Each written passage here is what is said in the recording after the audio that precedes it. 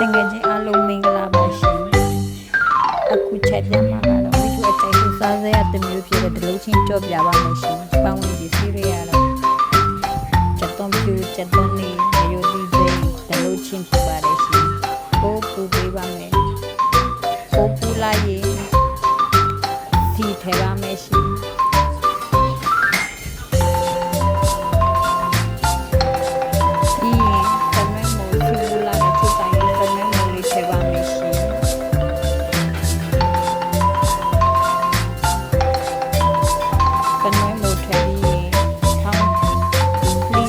ချက်သွန်ပြူချက်သွန်နေထဲပါမယ်ရှင်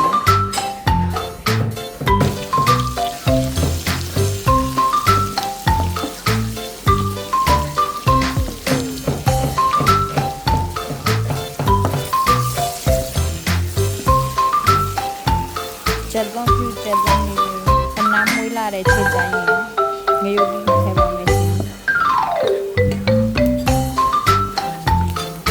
အနာနဲ့မွေးလာလို့ရှင်